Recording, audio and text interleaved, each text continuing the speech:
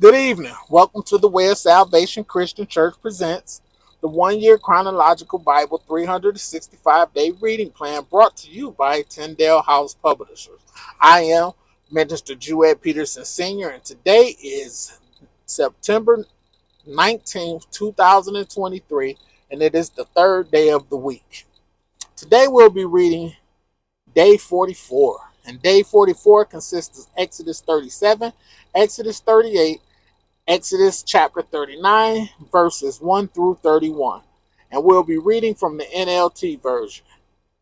So, the first chapter we'll be reading is Exodus 39, and verse 1 says, "The craftsmen made beautiful sacred garments of blue, purple, and scarlet cloth, clothing for Aaron to wear while ministering in the holy place, just as the Lord had commanded Moses."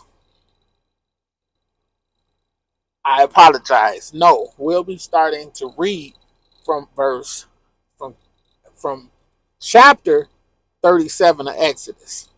So we'll be starting from chapter 37 of Exodus, building the Ark of the Covenant. Verse 1. Next, Bezalel made the Ark of acacia wood, a sacred chest 45 inches long, 27 inches wide, and 27 inches high. He overlaid it inside and outside. He overlaid it inside and outside with pure gold, and he ran a molding of gold all around it. Verse 3. He cast 4 gold rings and attached them to its 4 feet, 2 rings on each side. Then he made poles from acacia wood and overlaid them with gold. He inserted the poles into the rings at the sides of the ark to carry it. Then he made the ark's cover, the place of atonement, from pure gold. It was 45 inches long and 27 inches wide. He made 2 cherubim from hammered gold and placed them on the 2 ends of the atonement cover. He molded the cherubim on each end of the atonement cover, making it all of one piece of gold. The cherubim faced each other and looked down on the atonement cover with their wings spread above it. They protected it. Building the table. Verse 10. Then Bezalel made the table of acacia wood 36 inches long, 18 inches wide, and 27 inches high. He overlaid it with pure gold and ran a gold molding around the edge. He decorated it with the 3-inch border all around, and he ran a gold molding along the border. Then he cast 4 gold rings for the table and attached them at the 4 corners next to the 4 legs.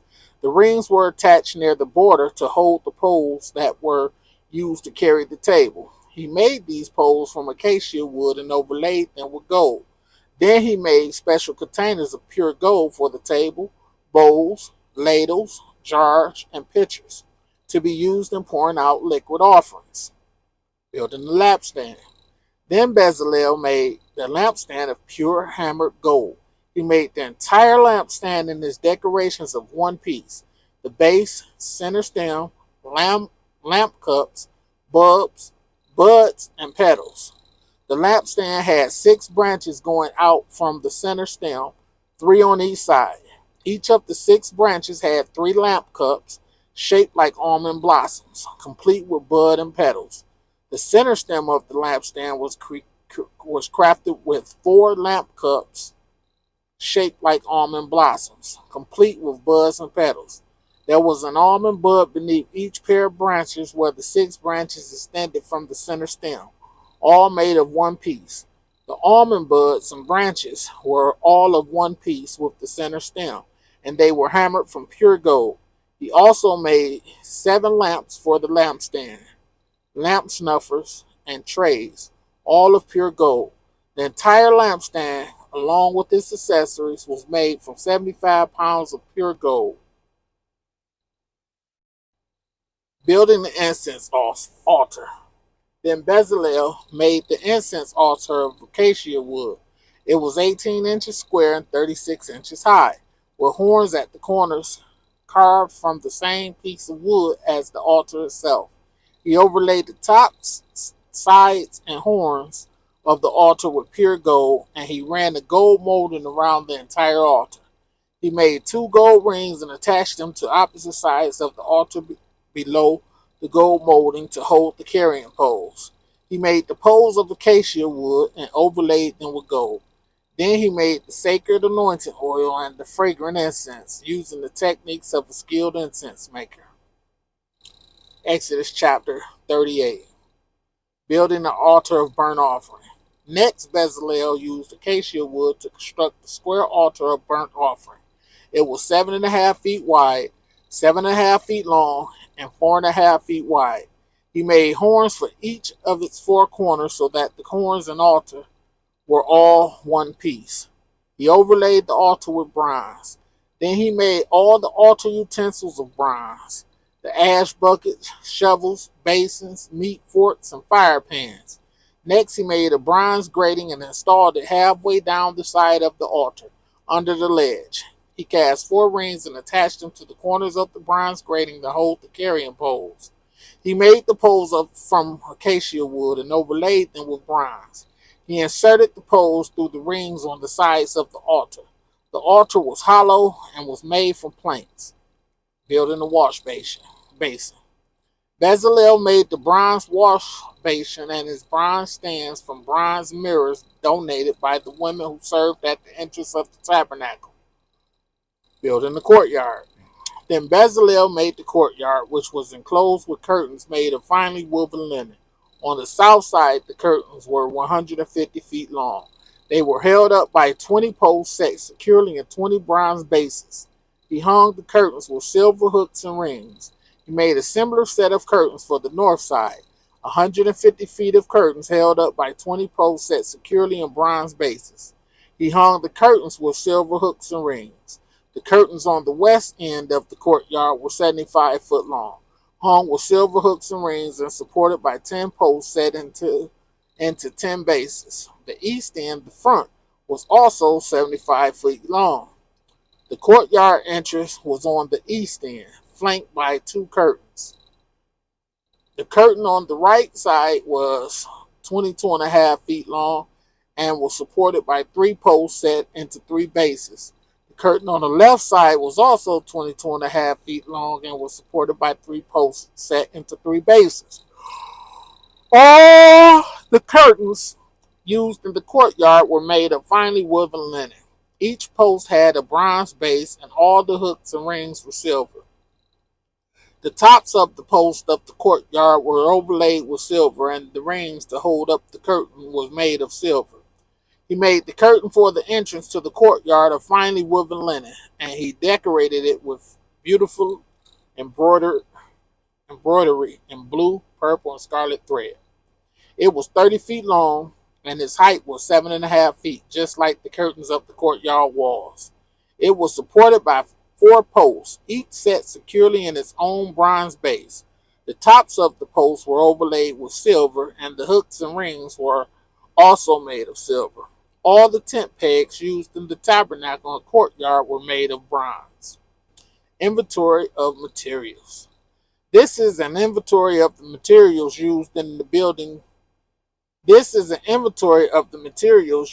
building the tabernacle of the covenant. The Levites compiled the figures as Moses directed, and Ithamar, son of Aaron, the priest, served as recorder. Bezalel, son of Uri, grandson of of the tribe of Judah, made everything just as the Lord had commanded Moses.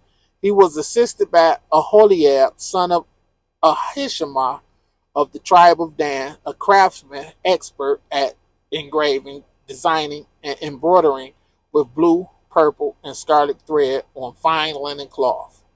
The people brought special offerings of gold totaling 2,193 pounds, as measured by the weight of the sanctuary shekel. This gold was used throughout the tabernacle. The whole community of Israel gave 7,545 pounds of silver, as measured by the weight of the sanctuary shekel. This silver came from the tax collector from each man registered in the census. The tax is 1 bekah, which is half a shekel, based on the sanctuary shekel. The tax was collected from 603,550 men who had reached their 20th birthday. The 100 bases for the frames of the sanctuary walls and for the posts supporting the inner curtain required 7,500 pounds of silver and 75 pounds for each base. The remaining 45 pounds of silver was used to make the hooks and rings and to overlay the tops of the posts. The people also brought as special offerings 5,310 pounds of bronze, which was used for casting the bases for the posts at the entrance to the tabernacle, and for the bronze altar with its bronze grating and all the altar utensils. Bronze was also used to make the bases for the posts that supported the curtains around the courtyard, the bases for the curtain at the entrance of the courtyard, and all the tent pegs for the tabernacle and the courtyard. Exodus chapter 39. So now we're here at Exodus chapter 39. And we'll be reading verse 1 through verse 31. Verse 1 says, "The craftsman made beautiful sacred garments of blue, purple, and scarlet cloth, clothing for Aaron to wear while ministering in the holy place, just as the Lord had commanded Moses. Bezalel made the ephod of finely woven linen and embroidered it with gold and with purple, blue, and scarlet thread. He made gold thread by hammering out thin sheets of gold and cutting it into fine strands. With great skill and care, he worked it into the fine linen with the blue, purple, and scarlet thread." Excuse me. The ephod consisted of two pieces, front and back, joined at the shoulders with two shoulder pieces. The decorative shafts was made of the same materials, finely woven linen, embroidered with gold and with blue, purple, and scarlet thread, just as the Lord had commanded Moses. They mounted the two onyx stones in settings of gold filigree. The stones were engraved with the names of the tribes of Israel, just as a seal is engraved. He fastened these stones on the shoulder pieces of the ephod as a reminder that the priest represents the people of Israel. All this was done just as the Lord had commanded Moses. Bezalel made the centerpiece with great care and skill. He made it to match the ephod, using finely woven linen embroidered with gold and with blue, purple, and scarlet thread. He made the chest piece of a single piece of cloth folded to form a patch 9 inches square. They mounted 4 rows of gemstones on it. The first row contained a red carnelian, a pale green peridot, and an emerald. The second row contained a turquoise, a blue lapis lazuli, and a white moonstone. The third row contained an orange jacinth, an agate, and a purple amethyst. The fourth row contained a blue-green beryl, an onyx, and a green jasper. All these stones were set in gold filigree. Each stone represented one of the 12 sons of Israel, and the name of that tribe was engraved on it like a seal. To attach the chest piece to the ephod, they made braided cords of pure gold thread. They also made 2 settings of gold filigree and 2 gold rings and attached them to the top corners of the chest piece. They tied the 2 gold cords to the rings on the chest piece. They tied the other ends of the cords to the gold settings on the shoulder pieces of the ephod. Then they made 2 more gold rings and attached them to the inside edges of the chest piece next to the ephod. Then they made 2 more gold rings and attached them to the front of the ephod, below the shoulder pieces, just above the knot where the decorative shafts was fastened to the ephod. They attached the bottom rings of the chest piece to the rings on the ephod with blue cords. In this way, the chest piece was held securely to the ephod above the decorative shafts. All this was done just as the Lord had commanded Moses. Bezalel made the robe that is worn with the ephod from a single piece of blue woven cloth, with an opening for Aaron's head in the middle of it. The opening was reinforced with the woven collar, so it would not tear. They made pomegranates of blue, purple, and scarlet yarn and attached them to the hem of the robe. They also made bells of pure gold and placed them between the pomegranates along the hem of the robe, with bells and pomegranates alternating all around the hem. This robe was to be worn whenever the priest ministered before the Lord, just as the Lord had commanded Moses. They made tunics for Aaron and his sons from fine linen cloth. The turban and the special head coverings were made of fine linen, and the undergarments were also made of finely woven linen. The sashes were made of finely woven linen and embroidered with blue, purple, and scarlet thread, just as the Lord had commanded Moses. Finally, they made the sacred medallion, the badge of holiness, of pure gold. They engraved it like a seal with these words, Holy to the Lord. They attached the medallion with the blue cord to Aaron's turban, just as the Lord had commanded Moses. May the Lord have a rich blessing to the reading of his word. Thank you for joining me. I'll see you next time. Bye-bye.